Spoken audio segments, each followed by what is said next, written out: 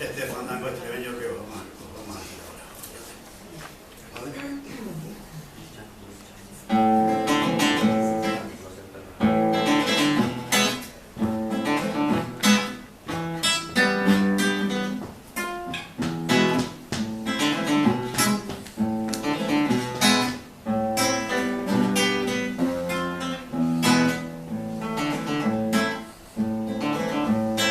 Contente me puse y alborotado al saber que mi suegra la había niñado, pero mi mujer quiso que yo sufriera y al parir a mi hija parió a mi suegra.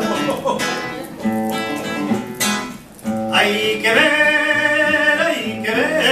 que mala pata tienen algunos hombres cuando se casan.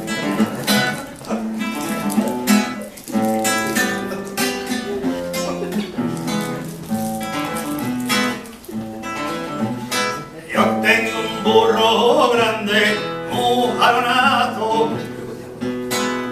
y una burrina nana que es como un rayo. Yo los miro y me digo pa' mi adrento, con lo bueno el ambos, qué buen momento.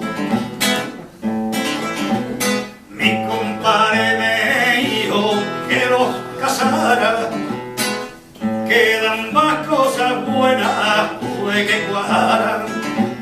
Y en después de casarlo salió la cría, más nana y más jarona de la familia. Hay que ver que mala pata tienen algunos hombres cuando se casan. Si al pasar por el arroyo se hunde el carro, dale bien a la mula y suelta un ajo, que si te andas conmigo y con Pamplina, tienes atolladero para toda tu vida.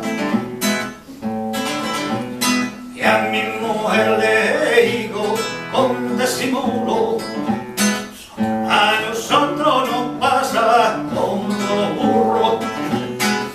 Hay que ver que mala pata tienen algunos hombres cuando se casan.